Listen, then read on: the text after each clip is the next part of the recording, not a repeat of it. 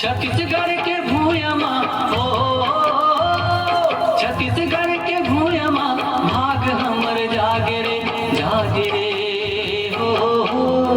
छत्तीसगढ़ लगैत दीदी धान के कटोरा छत्तीसगढ़ लगैत भैया धान के कटोरा छत्तीसगढ़ के भूयमा ओ छत्तीसगढ़ के भूयमा भाग हमर जागे रे छत्तीसगढ़ लगैत दीदी धान के कटोरा छत्तीसगढ़ लगैत भैया धान के कटोरा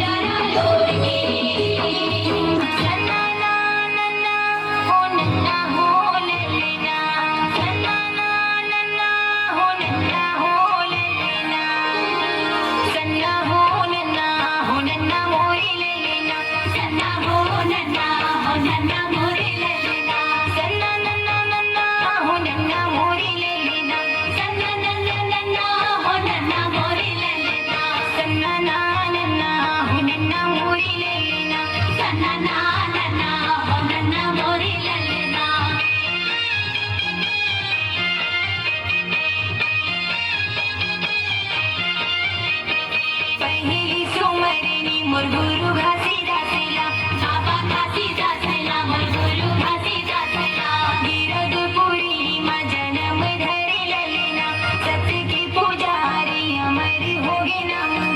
गिरद पुरी मा जन्म धरे ललेना सत्य की पुजारी अमर होगे नाम